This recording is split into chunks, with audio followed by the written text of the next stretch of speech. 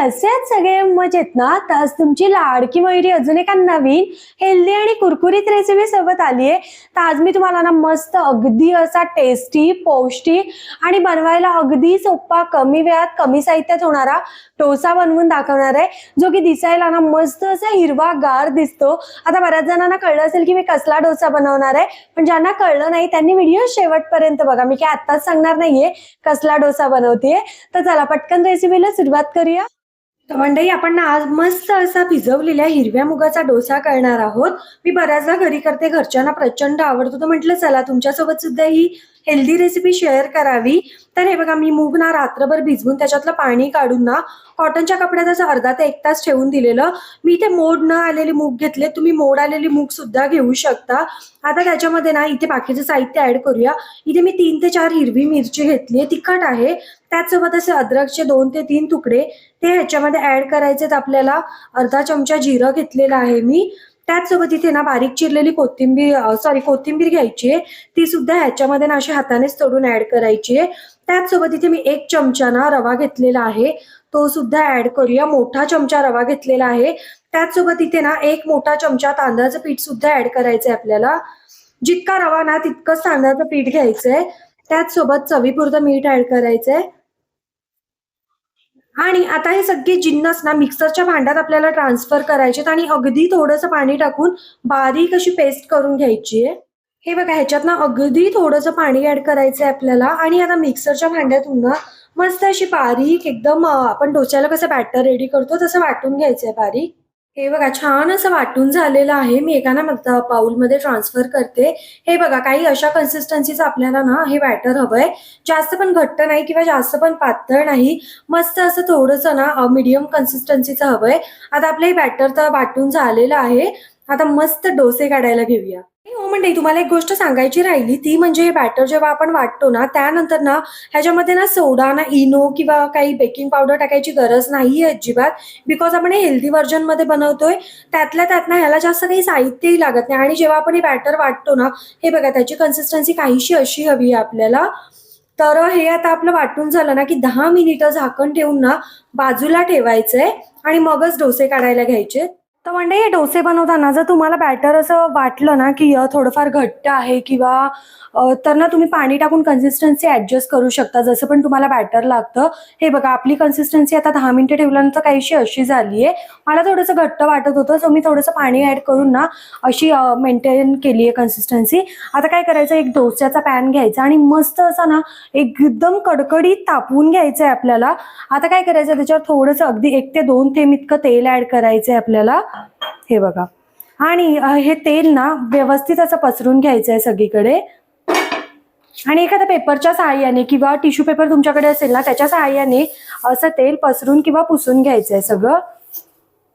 हे बघा, आणि आता आपला तवा बघा कडकडून तापलाय. आता काय करायचं, आपल्याला गॅस मिडियम ठेवायचा आहे आणि हे बॅटर टाकायचंय मस्त. आणि जसं तुम्हाला हवंय, जाड हवं असेल तर जाड करा, इव्हन पातळ हवं असेल ना तर तुम्ही पातळ सुद्धा डोसे काढू शकता. हे बघा, मी काय जास्त पातळ करत नाही किंवा जास्त जाडही आवडत नाही मला. थोडंसं असं ना मीडियम छान वाटतो.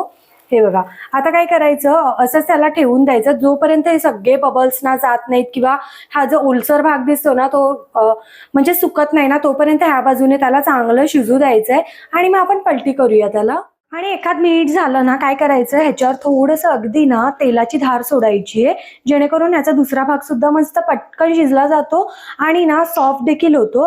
तुम्ही बटर किंवा घी काहीही टाकू शकता. तर आता आपला डोसा ना ह्या बाजूने तर झालाय, मस्त सुकलाय बघा वरचा पार्ट. आता आपण ह्याला टेस्ट करून घेऊया. हा डोसा अजिबात, हे बघा, अजिबात म्हणजे अजिबातच चिटकत नाही तव्याला.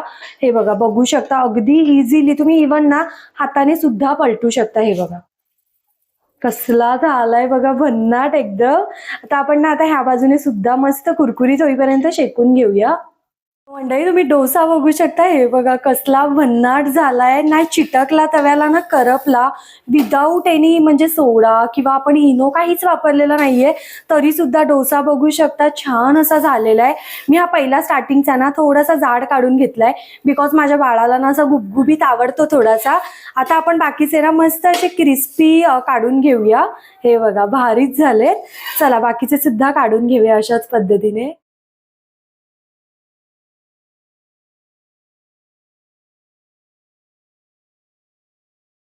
तर मंडळी हे बघा हा वाला ना मी मस्त असा कुरकुरीत काढलाय. बघू शकता तुम्ही, ट्विस्ट करायच्या आधीच कळतोय की कुरकुरीत झालाय. आणि हे बघा मी आता फक्त उलटणं असं केलंय. तुम्हाला ना उलटणं म्हणजे उलटण्याने सुद्धा उलटायची गरज नाहीये. तुम्ही इवन हाताने सुद्धा ट्विस्ट करू शकता. हे बघा कसला पातळ आणि कुरकुरीत झालाय. त्यासोबत ना अजिबात तव्याला चिटकत सुद्धा नाहीये. तर हे बघा आपले ना सगळे डोसे असेच रेडी झालेत. आता मस्त सर्विंग प्लेटमध्ये काढून घेऊया ह्यांना. जसे मंडई तुम्हाला हवे ना तसे तुम्ही डोसे काढू शकता. म्हणजे जर तुम्हाला जाड हवे असतील ना तर तुम्ही बॅटर थोडंसं घट्ट ठेवून ना ते जाड सुद्धा करू शकता. इवन तुम्हाला जर असे ना क्रिस्पी हवे असतील तर तुम्ही ना हाय फ्लेमवर थोड्या वेळ ठेवायचं आणि त्यानंतर बारीक गॅसवर छान असं क्रिस्पी होईपर्यंत ठेवून द्यायचं. हे बघा बघू शकता मी आधी 1 ते 2 माझ्या बाळासाठी ना छान असे सॉफ्ट काढून घेतले आणि मला थोडे क्रिस्पी आवडतात, त्यामुळे हे बघा छान असे ना हे क्रिस्पी काढून घेतलेत. तर मंडळी हे बघा छान असे आपले मुगाचे डोसे रेडी आहेत. बघू शकता तुम्ही, इतका सुंदर झालाय. दोन्ही बाजूने मी तुम्हाला दाखवते. त्यातल्या त्यात सॉफ्ट आहे, क्रिस्पी आहे आणि बघू शकता हे बघा अगदी कमी तेलात मी बनवलेलं आहे. जे स्टार्टिंगला आपण तेल टाकलं ना त्यानंतर अगदी थोडं थोडं मी तेल ऍड केलंय आणि हा तर बघू शकता ह्याला तर तेल अजिबातच नाहीये. आणि मध्ये बघा ना कसला क्रिस्पी झालाय, त्यातल्या त्यात प्रॉपरली कुक आहे. आणि हे बघा दोन्ही बाजूने डोसे बघा तुम्ही कुक म्हणजे अजिबात तव्याला चिटकलेले सुद्धा नाहीयेत. तर मला हे ना शेंगदाण्याची चटणी किंवा आपली जी घरी लसूण शेंगदाण्याची चटणी असते ना त्यासोबत खायला खूप जास्त आवडतो. आणि त्याचसोबत हे बघा मी इथे ना थोडेसे असे जाड सुद्धा काढलेत. बघू शकता ऍक्च्युली माझ्या बाळासाठी आहेत हे.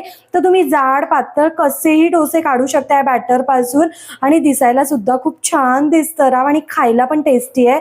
तर मला हे ना शक्यतो लसूण शेंगदाणा या चटणी सोबत खाते. तुम्ही डोशाला जी आपण चटणी बनवतो ना लाल नारळाची त्यासोबत सुद्धा खाऊ शकता आणि नक्की घरी बनवून बघा. मुलांच्या टिफिनसाठी सुद्धा परफेक्ट ऑप्शन आहे. आणि व्हिडिओ आवडला तर लाईक करा, चॅनलला सबस्क्राईब करा. भेटत राहीन अशाच नवनवीन व्हिडिओ सोबत. टिल देन बाय गाईज, खात राहा मजेत राहा.